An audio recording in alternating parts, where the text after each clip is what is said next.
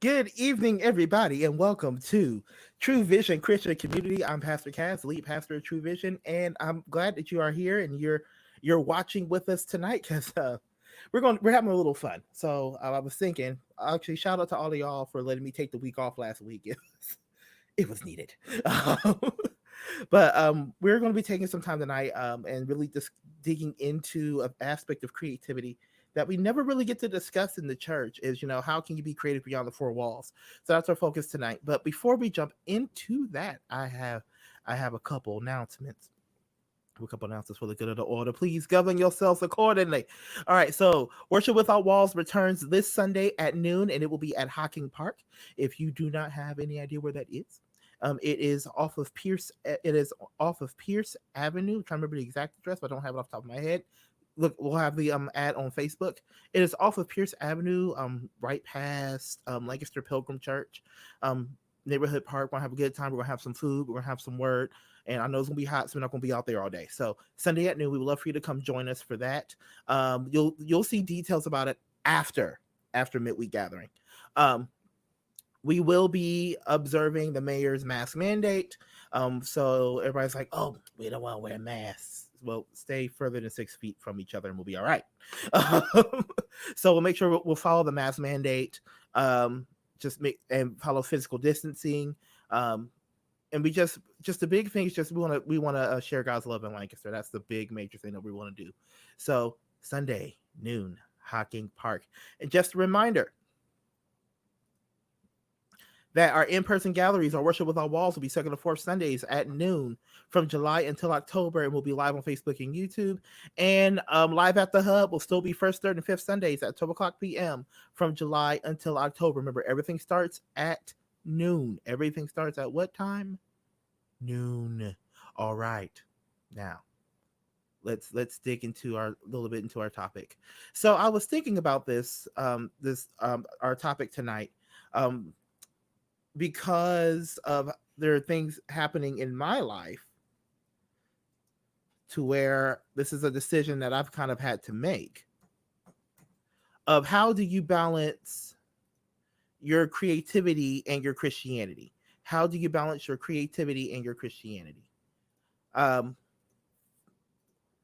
and I want to look at we're gonna use two scriptures as our foundation today. So the first one is Matthew 28:18 through 20. This is a classic in Christendom. I'm reading from the Passion Translation. Then Jesus came close to them and said, "All the authority of the universe has been given to me. Now go in my authority and make disciples of all nations, baptizing them in the name of the Father, the Son, and the Holy Spirit, and teach them to faithfully follow all that I have commanded you. And never forget that I am with you every day, even to the completion of the age." The second scripture is Proverbs 11:30, also from the Passion Translation. But a life lived loving God bears lasting fruit, for the one who is truly wise wins souls. So the question I've been asking myself is, how can you be a Christian, but not exactly be a Christian fill in the blank? Um, we've seen this through the arts constantly. Examples, there's a list of examples that come through my head. Like, we have Johnny Cash, we have Sister Rosetta Tharpe, PJ Morton, Lettucey. I can keep going, like listing people who, they're not exactly quote unquote Christian artists, but you see that their faith has an influence in their creativity, even though they're not going Jesus, Jesus, Jesus, Jesus, Jesus. But many of us, I know, even though my mom was not like this, a lot of people around me were like this. A lot of people were like, you know, you can't be doing that secular stuff. You can't be writing that secular music and doing all that. Like, I remember like hearing those conversations and, seeing a lot of artists a lot of people who are creative, who are gifted and talented in what they do, but but they don't have that Christian label on them. The reason why this has been in my head so much is, for those of you who don't know, more than the pastoral work that I do, I am also a writer.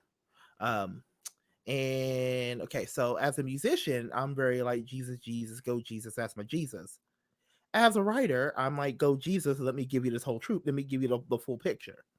Um, and I even wrote a poem about this called "Am I a Christian Poet?" So really dealing with, really asking myself, how can I profess my faith without feeling, let's be honest, without feeling pigeonholed. Um, so I was thinking about that again because my book, Things I Wish I Could Tell You, will be coming out in the fall. And so I was really thinking about it, praying about it, and I'm blessed to have friends and family who function in these different arenas. And this is only a taste of the full extent of people that I could have pulled from, but I'm grateful that they are here. So no, we're gonna go ahead and just pull everybody on in here if it so allows me to. Hi, everybody. Hi. Hi. Howdy. It's good to see all of you. Okay, so what I told them was, since their resumes are super long and I don't want to miss anything because they are awesome people, I'm going to have them go ahead and introduce themselves, and then we're going to dig into this. All right. Oh, we have a comment. We have a comment already. All right. So who wants to go first?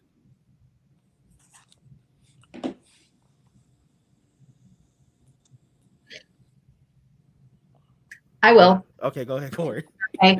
My name is Corey Fraser Morgan, and I am a poet, fiction writer, and essayist. Cass and I actually go way back. We were both English majors at Ohio Northern. So that's how I know him. I also received my Master of Fine Arts in Fiction Writing at West Virginia University. I'm the author of 2 books, a chapbook called Bone China Girls, and I just recently released a story collection, a novel in stories, The Goodbye Love Generation. Yes, she did. Listen, get that book. No, get that book. All right. Who's next? Who's next? I guess I can. Oh, okay. Oh, it doesn't matter.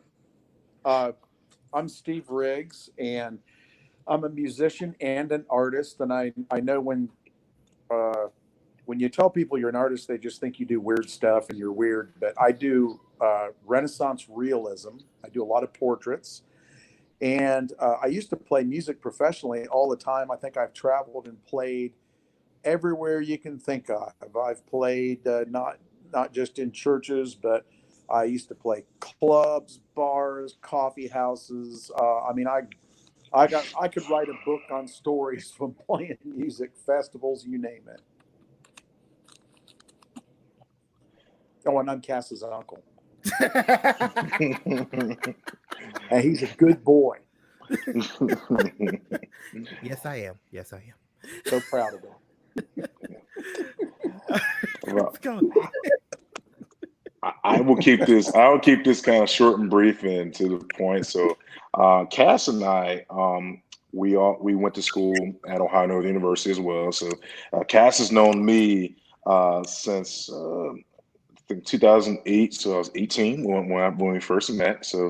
Um, so I was very fortunate to have served as his pianist for people of worship, and I've been very fortunate to also serve as his pianist for several of his music projects. We've written several songs together, so I'm very fortunate to consider him one of my dearest and closest friends, and also involved in ministry as well. So besides Cass preaching, I'm also a preacher myself, and I'm very fortunate. Besides playing, one of the things that I also kind of did outside of playing was also participating in football. So I've done other side projects while at my time at Ohio Northern University. So I consider him a close friend, and of course, Cass and I are almost like brothers. So glad to be here. It's glad to have all y'all here. See, I'm all warm and fuzzy. All my family here. All right. So before we jump into this, as we're going, if you're like, hey, man, I want to ask them a question. I want to pick their brain about something, or like just throw in my 2 cents because I can in this Facebook and YouTube, and nobody can stop me. Go ahead, leave your questions in the comments. If it's cool enough, or if we end up talking about your comment, you'll see it pop up on the screen. So, see, we thank God for technology. I love it. All right, so let's let's dig into this. I mean, all of us, we work both in the church, but also do work outside of the church. And the biggest thing that COVID has taught me is that we've become dependent on the four walls. We've become dependent on the church building. And if we don't have the church building, oh, what are we going to do? So it's forced us in a way to get out of our comfort zones and step out of the four walls. But also with us being creative people, being artists in some way, shape, or form. Tell me, let's just hit this. Tell me how you balance your creativity and your Christianity. How does that work for you?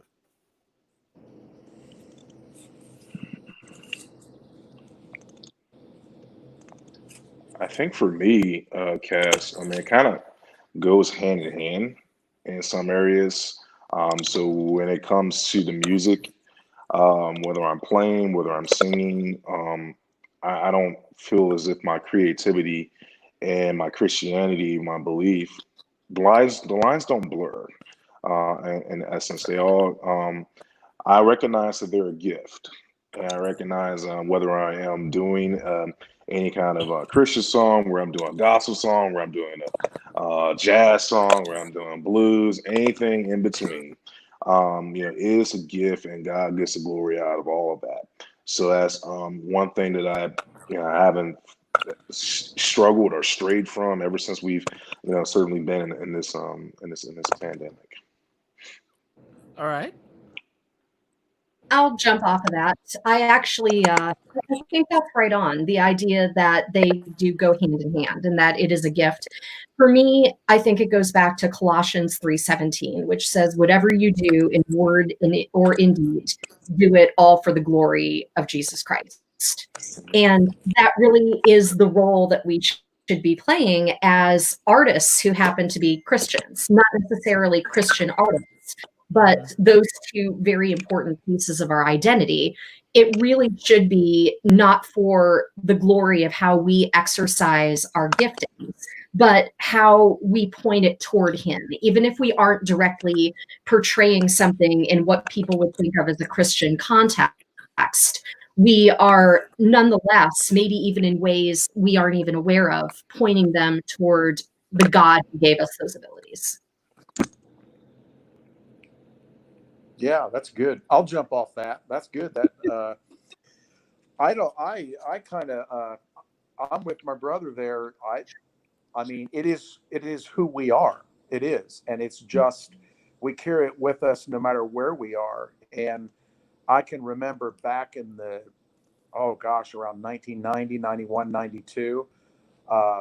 One time I was playing downtown Columbus at a place that is not there anymore, and a woman came up to me, and when she spoke, I realized it was a guy and requested a song. So I did this song, and when I went on break, that table where that person was invited me to come over, and here this guy was like more than halfway done with the sex change, and found out that his mother had raised him up in what we think of as the church.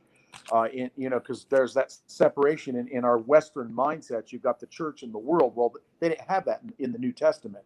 They just were who they were, Right. And when I sat down and talked to this person, we had a really good conversation, and I was able to speak openly. And he asked me a profound question. He said, "Look, let me ask you a question." He says, "What if I decide to get my life right with God right now? What happens if in 6 months I decide to get my life right with God, and now I'm not a man, I'm a woman?" He says, "I can't go to your church. I don't know a church I can go to." And I didn't have an answer for him. He drove a point home. And I'll never forget, I think it was 1991 or 92 that happened. And it hit me like a ton of bricks, because one of the things that I'm 57 years old, and I've seen so much in my lifetime when it comes to what we think of as Christianity. And the one thing that really strikes me that is really hard for artists and musicians to work around is there's a misconception in our Western world because we confuse unity and uniformity. Uniformity is not unity. And that is big right there. I mean, if you're not uniform, and being an artist and a musician, I don't fit in with the status quo, you know? And I'm thinking, if I don't fit in, this guy really drove a point home back in 1992. What's he going to do? Who's he going to fellowship with? I don't know that the American church has a clear enough concept of who Jesus Christ was and what he did to answer that man's question. Yes. And that stuck with me ever since 1992, back when I had long dark hair.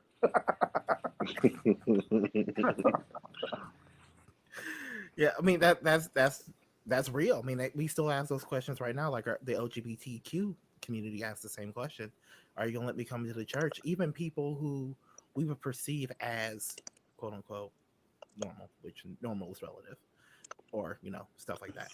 So people that we would be like, okay, yeah, you're like this, you are like but their life, their past, does not afford them the opportunity to worship or to even hear an expression. I know for me, I tell my church this. Half of them don't believe me, except for ones that really know me. I'm like, if you really knew the fullness of my story, I should not be standing before you. Like, oh, go ahead. The question, the question though, is really when it comes down to it, without Jesus, if anyone knew all of our histories, really, we shouldn't have the right to stand before God.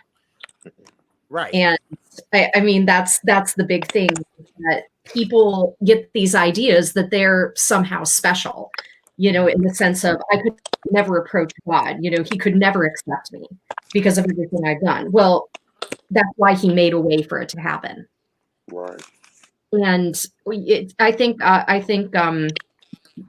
guys are right on. I mean, I think the question is, how do we talk about Jesus, not just in the churchy, having all the right biblical churchy answers kind of way, but how can we show the gospel in ways that people who have those questions can see, and maybe not even knowing that they see it?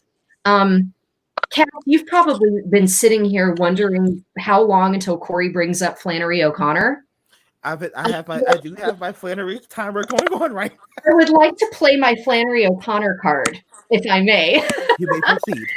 So, Flannery O'Connor, for those that don't know, she's my favorite writer, my foremost influence as a writer. She was a Christian story writer and novelist, Catholic, who wrote during the 50s. And she liked to say that her audience was people who think that God is dead. And the way to do that was not to be very upfront and very direct about the beliefs that she was trying to convey, but she wrote, "To the hard of hearing you shout, and to the blind you draw large and startling figures." Mm-hmm. And sometimes we have to think outside the box about how we are going to present biblical concepts in a way that will speak to multiple audiences.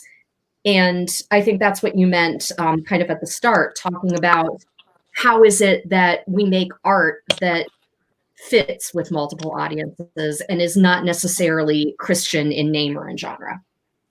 Right. I mean, okay, piggyback off of Flannery, because I love me some Flannery all day, every day. Uncle Steve, you will love some Flannery too. She keeps it real. Okay. It's my girl.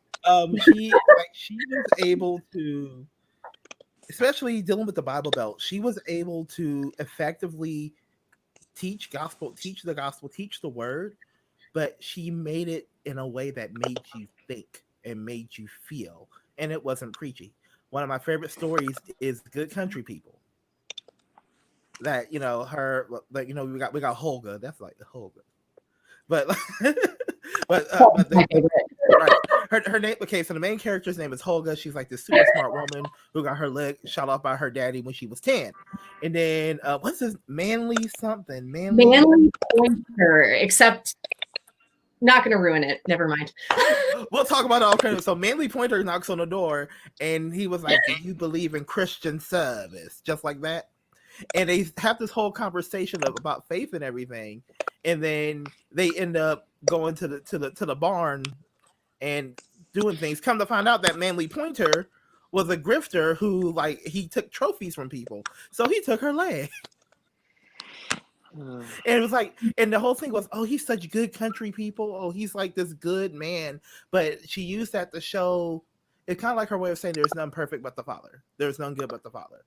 And then go ahead. Well, not only that, but I just recently took a Flannery O'Connor course with Jonathan Rogers' organization, which I really, really, really recommend. It's absolutely, absolutely beautiful.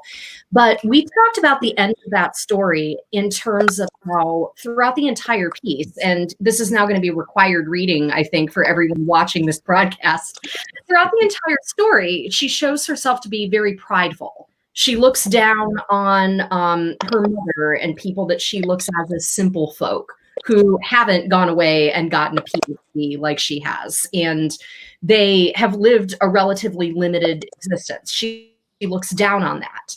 But at the end of the story, she's left without her wooden leg in a hayloft, and her only recourse is to call for help from the very people that she has spent the entire story looking down on. And that has put her in a position to receive grace. See, right? That's how, yeah, I love it.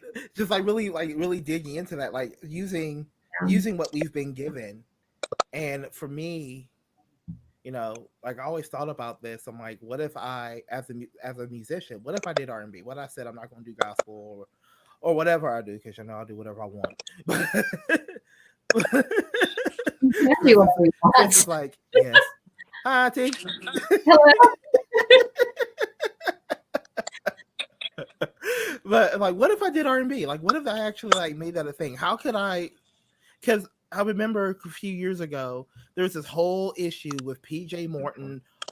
He started out as like a Christian R&B artist, and he was like, I'm gonna start singing love, like I'm singing love songs, and everybody was like, you can't be singing no love songs, you can't be doing all that, your daddy's a bishop. I'm like, first of all, half of y'all came into this world by either Lou Rawls, James Brown, or Luful.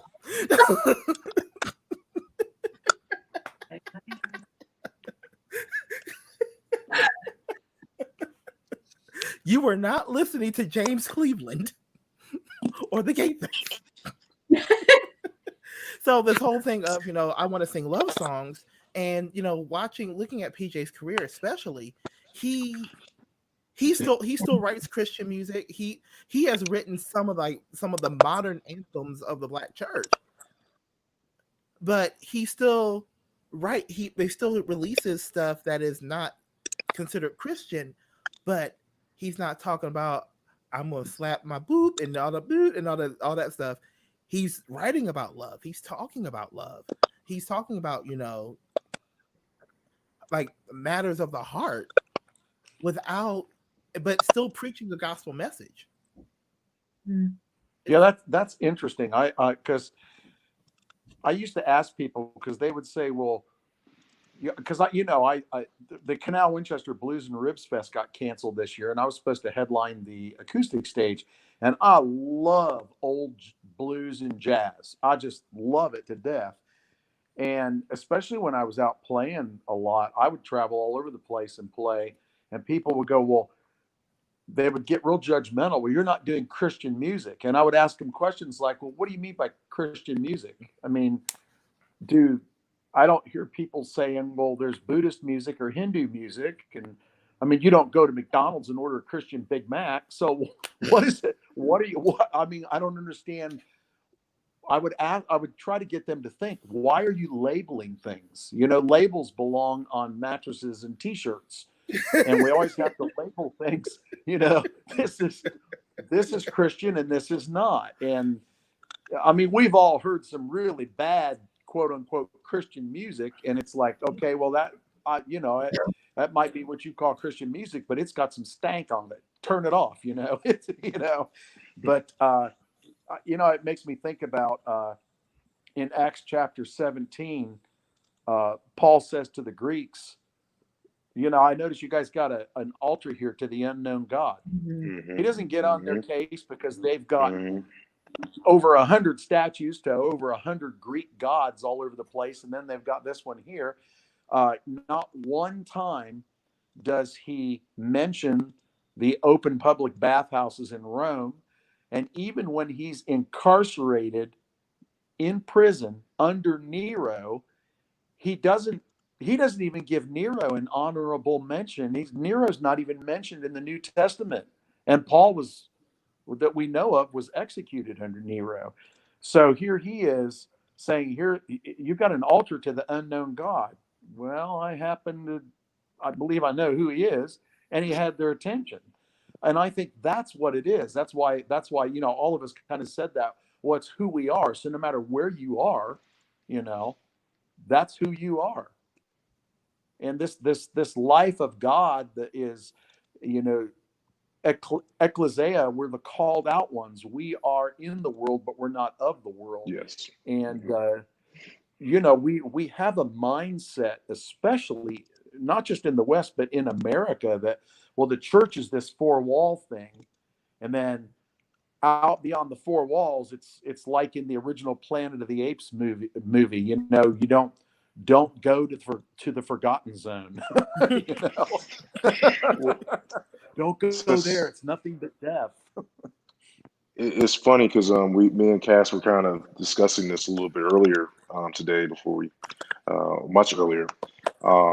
It's a wonder that we mentioned the four walls, and when we look at even in the book of Acts, how they would constantly want to come back and congregate to Jerusalem, and that is not what God intended. And so as a result, he'll send persecution so that they can be able to spread out and be able to spread the gospel and use the gifts that he has bestowed upon them. So now we indeed see that the church itself is having to, of course, re-strategize, because we can't do business as usual. So we can't go about the same thing that we were doing the last, really the last 15 years, if we want to be honest. So we're seeing that now the true commission, which is evangelism, is now being put on the forefront. So now you're really seeing who is really called and what are you going to do in this time, especially in the midst of this pandemic. Because if you know that you are indeed the child of the living King, that you will indeed make it through it. And so now we have to use that platform. And so now all eyes are on the church. What are you going to do? Because you can't have these mega services, you can't have these conferences, you can't have this. So what are you going to do? So now God is saying it's time to get back to the basics, which is evangelism. So there we go. That's a good point, because the Bible makes it clear that judgment begins at the house of God, and we are his temple, we are his house. And I think that there's a reckoning going on right now, and a lot of people aren't going to like it because it's not what they think it is. It's not anything like they think it is. No, it's just dealing with the reality of of what is happening, what we're living in. I've flat out have to tell people, look, we cannot do church as usual. That's why talks like this are so vital, because we have to be willing, we have to be able to be Christians in a world that is changing, that is shifting as we speak. And it can't be, and this something I had to come to grips with myself, is that I can't just live in this bubble, because I'm just gonna be honest with you. Some of you might get mad at me, audience. I don't care. That label that we put on ourselves is very restricting. I'm a Christian. It's very, very restricting. You can't really, when when I was working on my MFA and doing the poetry stuff, that was the thing that restricted me the most. It's like, okay, yeah, you're writing all this stuff, and I done written some. There's some stuff I've written will never see the light of day, but what remains? Looking at that, I'm sitting here going, okay, I need to move away from this restriction, move away from this label of I'm a Christian, blah blah blah blah blah blah. And when I removed that label, I was able to actually create some of my best work. Because I even said this, Corey, you probably heard, you remember the making writing revelatory lecture. I think I didn't go into this when I did it for you guys, but I did it the first time. You watched the first time I did it. I did, online. Yeah. And I talked about, being the Christian poet. I'm like, honestly, we as Christians are very shallow in our creative. If we're, because it's very, God is good, worship tree. but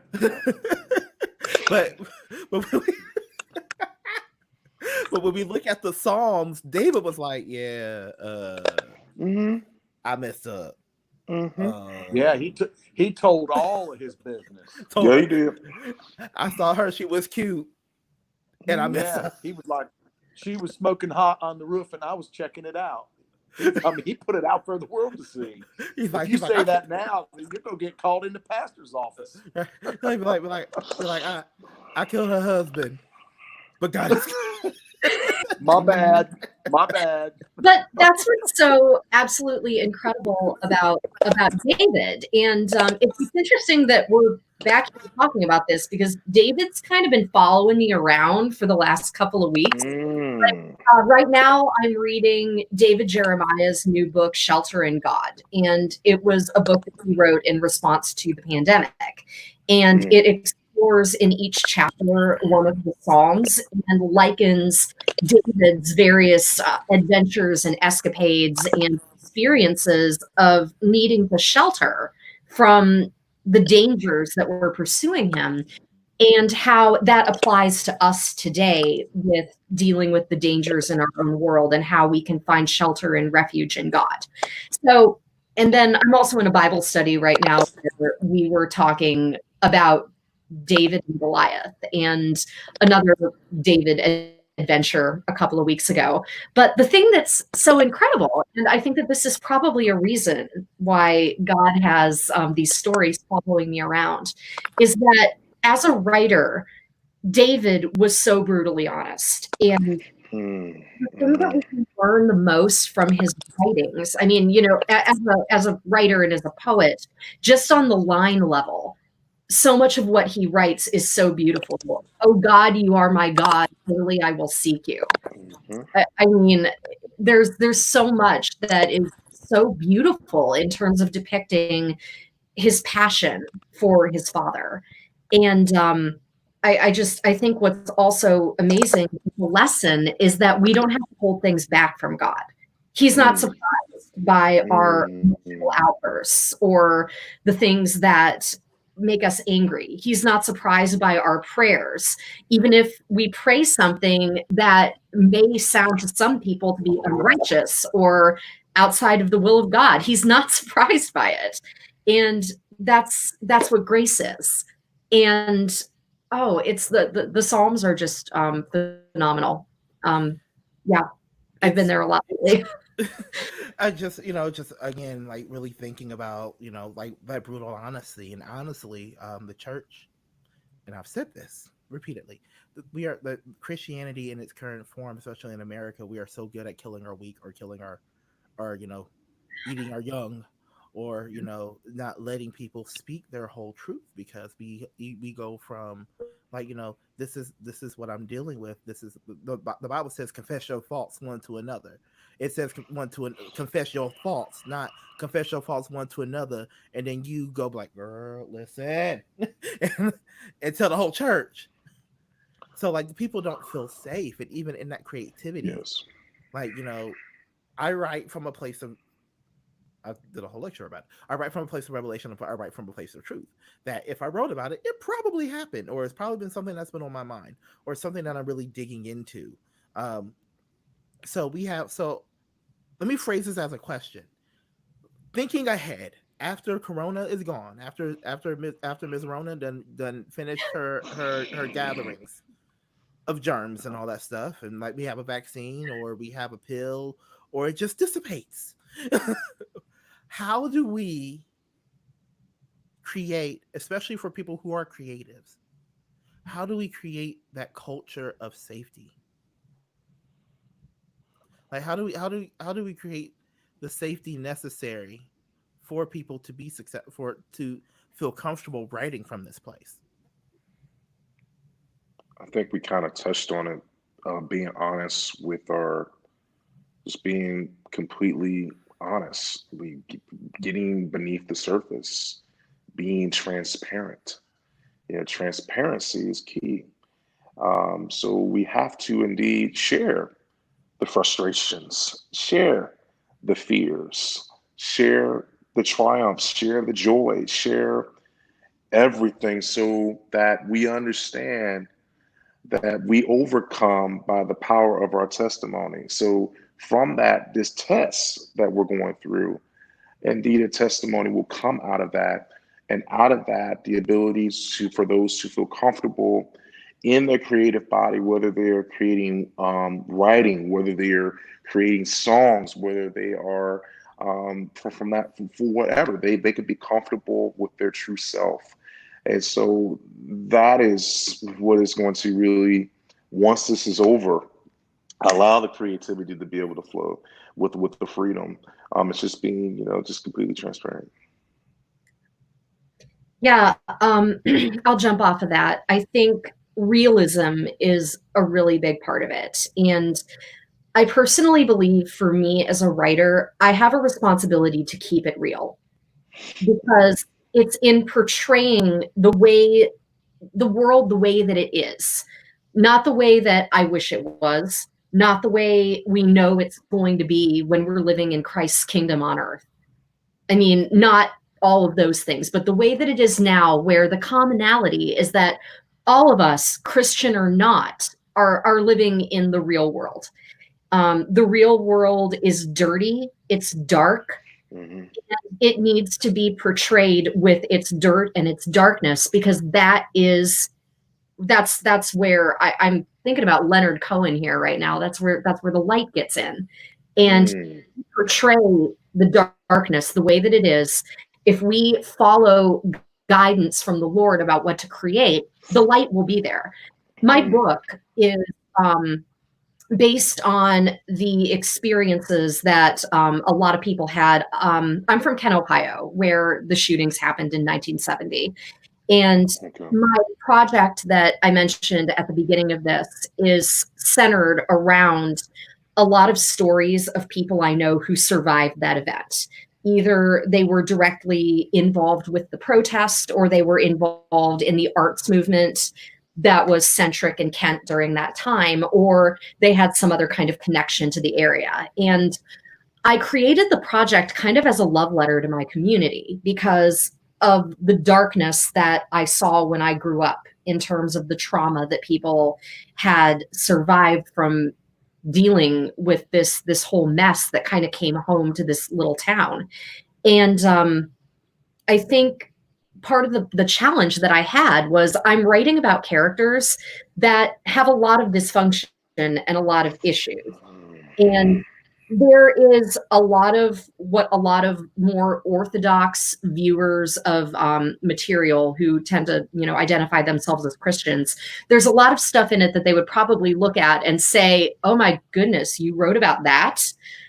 There is a story in the collection that involves a sexual encounter between a couple of people that are both addicts. One of them has just gotten out of rehab. They are playing in a band at a really seedy gyro shop. It's really bizarre. But honestly, it's like I wrote the story and I looked at it and thought, I just wrote this. It's like, this is behavior I would never myself engage in, but I just very convincingly wrote this story about this guy who just got out of rehab and is behaving badly.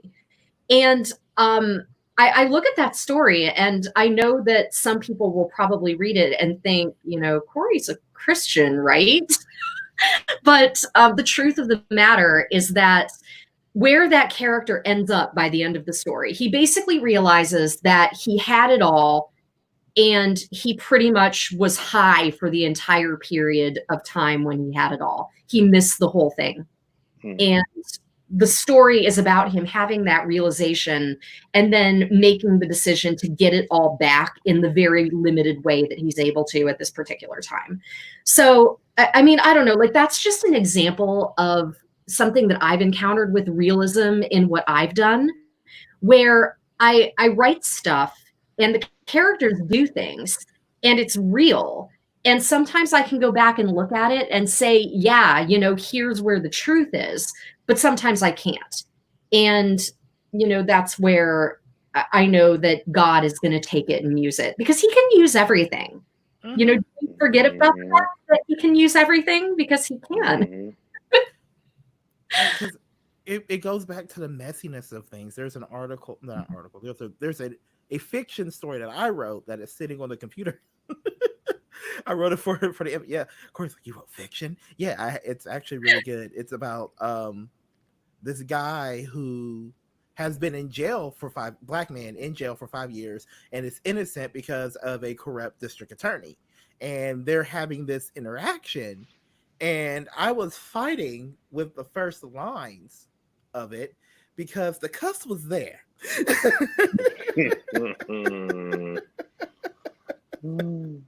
Like, I'm still like, I haven't gone back yet because I actually want to get this published given the climate that we're in right now.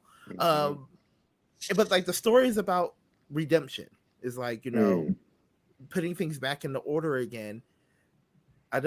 So you're pretty much, the ending works out to be where the main character, the protagonist, is wearing a wire the entire time. And the warden was listening into the entire conversation. So the roles switch by the end of it. So, but like, for me, I'm like, man, I want to cuss so bad. Like, it's there. Because it's not even really like I want to cuss. Like, when you're creating, especially when you're writing, your characters get voices, like have voices. And I'm hopefully I'm helping some of y'all out who are like, oh, I want to write stuff. Your characters have voices and names and personalities and backstories, and they're not necessarily you, because, unless provoked, I'm not going to go full blown. But like, the first line is, it hits you, but but still looking at he's back. Still looking at the theme of it. Hi, we missed you. But still looking at the thematics of it, of redemption and restoration, and consequence of, like, for every action there's a reward or a consequence. So it's a battle, but you have to maintain that realism. We're talking about how to keep it real in a Christian context. Oh, okay. Here we go. Which is something David knew nothing about, right? Right. I mean, most people speak Christianese, and if you don't speak Christianese, some people have a hard time handling it, No, you're right. You're right. I mean, not everything is blessed and highly favored of God. How you doing? I'm blessed and highly favored. No, just tell me you're going through so we can work it out. I think I actually said that to somebody. How you doing? Oh, I'm blessed and highly favored. How you really doing? What's really going on? But it goes back to that culture of safety. We have to create a culture of safety to where we can get to the place where we're confessing our faults one to another, and those of us who are spiritual, restoring such a one, remembering ourselves, like doing the hard work and the heart work that's necessary for the church, rather than treating people like assets and liabilities and inconveniences. Going back to being your brother's keeper. Exactly. Mm-hmm. Exactly. Exactly. All right. This has been a good time. I like it's like chill. It's not super fast paced. Again, if you're watching and you're like, man, they're talking about some good stuff. I got a question. I want to throw in my 2 cents. Come on with it. Put it in the comments. We would love to hear from you because we got 15 minutes left. All right. So I just had it. So I need to write stuff down. So from okay, as you all, because we have a writer, it's weird. I'm an intersection of all of you. So we have a writer, an artist, and a musician, and we also have a musician and a podcaster, which Chris is working. Tell people about the podcast real quick. Tell them about the podcast, Chris. Yeah, so I'm very blessed and fortunate to be working on a podcast. I'm really big into Marvel comics and DC comics, and so we'll be reviewing and going over sort of the history and then tying it all together within like the Marvel comics and the movies, DC comics and the movies, and talking about that history. So that's still under construction right now. So hopefully we'll have some more concrete dates in terms of a release. So that's underway. So that's a few things beneath the surface of what I do outside of what I currently do. Serving at my local church here in the great city of Orlando, Florida. So yes. Yeah, he's all about the beach and stuff. I'm here in the country. So with all that we do, we have a little bit of time left. If someone was watching this right now, or even watching way back and going, oh, they had a panel about that, let me check this out. What advice? I'll have y'all go first and I'll go last. What advice would you give to people who are like, I have this gift, I have this talent, this creativity, but I want to make it beyond, I want to do something beyond the four walls? What would you tell them? I would, you know what, especially if I was talking with somebody younger, perfect your craft. Really make it exemplary. I don't care if it's writing or music or the visual arts, or it could be, my gosh, it could be anything. It'd be video arts. It could be anything. Be really, really perfect your craft. Don't go out there. You might be, if you've only been playing piano for 2 years, maybe you need to spend some more time, because a lot of people don't think about the fact that it was 7 years after Paul regained his sight before his public ministry even began. Hone your craft. Really. I mean, this whole thing about, God's not looking for professionalism. Well, now, wait a minute. Go back to the Renaissance, walk into the Sistine Chapel and look up at the ceiling and think, okay, that wasn't slipshod work. That dude had it going on, right? And I think that people really sit up and pay attention to that. They really do, Yeah, I would say a couple of things in response to that. I mean, the first is I think about excellence and I think about Jesus. All right. So we're made in his image. And what was said about Jesus when he taught and when he engaged with people? It was said that he taught with authority and that he did all things well. He did all things well. And obviously we're not Jesus. I mean, we can't do everything. I mean, he was a master teacher. He was a carpenter. So he worked with his hands. He was an artist. I mean, but we do have, by the power of the Holy Spirit, we are equipped with these abilities. And it is important for us to pursue excellence because the Lord pursued excellence. The other thing that comes to my mind is that people who are pursuing a creative endeavor need to remember who they are. And as a reminder of that, I go to Ephesians chapter 2. We are his workmanship, created for good works so that we may walk in them. So what I really love about that verse is the word workmanship in the Greek is poemika, which is where we get the word poem. So, I mean, that has always meant something to me because, and Cass, I'm sure you can relate as somebody who writes poems and has done flash fiction and a lot of pieces that are extremely brief. You know, you have small constraints to work in. Every word matters. You can't afford to waste anything. And there's great care that's taken to make a poem. And then I think about the Lord knitting us together, giving up the abilities that we have, and not a single thing is wasted on us.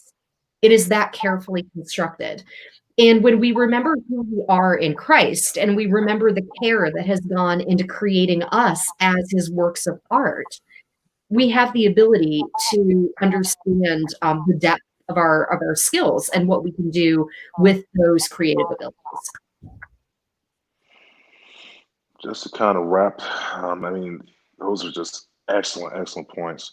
From this, just the standpoint of just touching on really perfecting the craft and understanding timing. It was so imperative that when David initially killed Goliath, he was anointed king, I believe. I believe he was 12, 13. He did not become king until 30. So there was a season of time where God had to prepare him. And so that's where we indeed get, all of these, various, from some essences, various different Psalms and all that stuff. So there's a time and some preparation. So what I would say is as you're perfecting your craft and coming up with witty ideas is trust the process. Trust the process. There are going to be times where you'll feel as if you're hitting a wall. You're feeling as if you're not getting where, but don't give up. Like, don't give up. But this is something that the Lord himself has dropped in you. It's a gift that comes from him. You have to be able to trust that he will be able to provide you and equip you with the ability, the gifts, the ideas to, if you mess up, you can get right back on the saddle and try it again. So just not be afraid to, as we're going through the process of perfection, that we may run across some bumps in the road. So so not being afraid to address those head on and being transparent about that, and just knowing that in the end, when this process is all over, God gets the glory out of it. Yeah. Yeah, and I also think, like, just to quickly add to that, I think that's part of the reason why, in as much as we can know and understand something of this magnitude, I think that's part of the reason why we're going through the pandemic is God is preparing his church, but he's also preparing each of us as members of his body. We're all going through a time of preparation, and I think particularly as creatives, we need to really lean in and get close to him and understand exactly what it is that he wants to show us. Because I really think that he has something for each of us during this time. Absolutely, I agree. I agree wholeheartedly on that. I've been screaming that since we've been through this. I'm like, he's getting us ready. Everybody's like, anyway. For me, the advice I would give to people is first, trust the process. Two, you better be skilled. The Bible, I teach this when I'm working with musicians. I forgot where it is, but the Bible talks about how there were 288 skilled musicians. Yeah. Skilled. I want to say it again. Look at the camera. Skilled. They knew what they were doing. And the thing is, when you're skilled and you're able to go, when you're skilled, you're able to off-road. Like, looking at from a musical context, it's a hindrance to me when I'm trying to minister something, but the people who are with me can't go there. If that makes sense. Right. And That's even, good, Cass. I told my son Sean back when I taught him guitar, I said, you want to get to the point where you can fit in with anybody without having to practice. You should be able to get with somebody, and in a very quick amount of time, you should be able to click in with them. So be versed in different styles of music, hear what they're doing, and be that person that can put the icing on the cake. And I think that I see him now years later, and I think he's done a good job picking up on that. he's done a phenomenal job. Shout out to Sean, by the way. He's done phenomenal. Like he's my. I call Sean before I call a keyboard. It's like, Sean, can you jump in? but like being skilled in everything that you do, because like I learned as a writer, like I never really believed that I was a good writer, but as I got into the skill of writing, Corey's laughing right now because we've had those conversations way back when. But as I graduated from ONU, then started teaching, and then did the MFA program, I got skilled. And that skill allows me the flexibility to be able to speak about certain things, but do it in a way that still honors God. The next thing is commit to your words. If you said it, you said it. If you wrote it, you wrote it. If you sang it, you sang it. If you did it, you did it. Commit to it, because it had to be released for a reason. And I know for me, like I tell people, this book that's coming out, it's not you couldn't buy this at a Christian bookstore. This is not Lifeway material. This is not Lifeway material. So, mine at a Christian bookstore either. Right? Yes. That one scene alone just is like, no. Yeah, there were 3 characters in the opening line, just to kind of speak to your opening line issue. So character. Right. Remember, the character is not us. They're their own person with their own backstory. So like for me, it's like, I have to commit to what is being said, because that's what needed to be released in the moment. So commit to your words, commit to what you did, but make sure that everything you do, as Corey said, do it to the glory of God. Make sure, like, if you out there shaking your booty cheeks, they're kind of hard to justify doing to the glory of God. It's really hard to justify. I'm just gonna be honest with you. But really be conscious of the choices that you make as an artist, as a creative, and ask yourself. I mean, we're not asking you to look like the church usher, but and everything. But make sure that everything you do gives glory and gives honor to God, so that way He is seen through it, even though it's not going God, God, Jesus, Jesus, God, God, Holy Spirit, Jesus, Jesus, God, God. All right. So thank you all for joining. Thank y'all so much for joining us tonight. I think I just broke Corey. She's like, really? All right. So we're going round robin this. How can we find everybody? How can we where can we find you online? We'll start. Uncle Steve, we'll go this way. So Uncle Steve, how can they find you? Artiststephenriggs.com.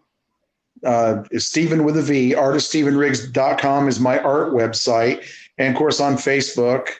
Or you could just go to Google and type in Stephen Riggs artist, and all kinds of website stuff will come up, artwork and everything.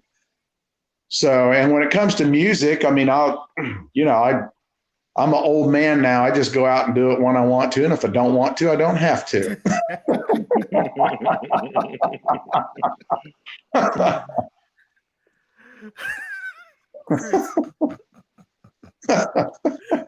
All right, Chris, how can we find you? So I am very fortunate. Typically on Wednesdays, I am assisting my sister, who is a worship leader at our church, the Gathering Place Orlando.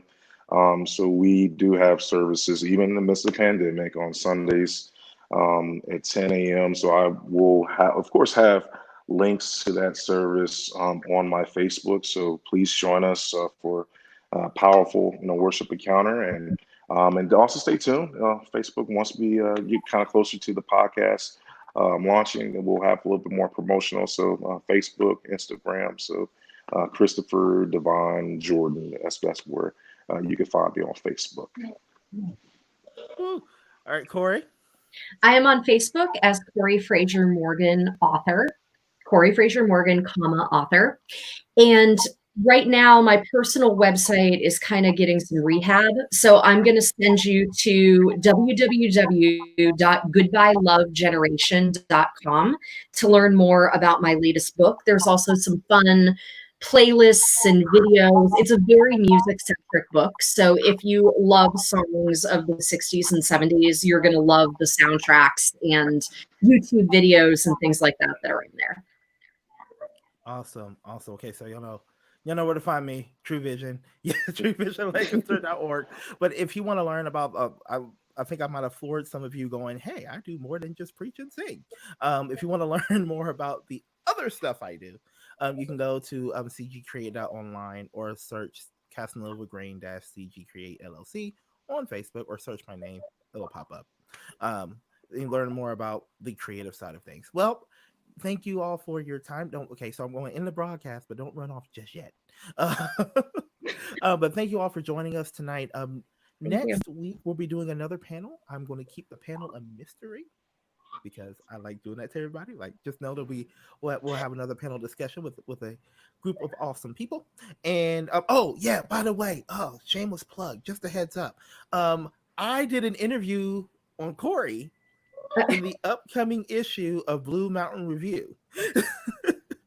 So we talked about the book. We actually talked about some stuff we talked about tonight, and check it out. It's actually we had a really good discussion. Yes, we did. So we had really good discussions going back 13 years. So that is true. I knew you before Christ. So.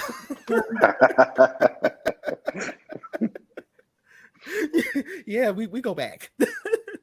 But thank you all so much for watching. Thank you to my wonderful panel for joining us. Thank you, Auntie Shay, for the use of your phone. She probably heard me. It's like, really, Cass?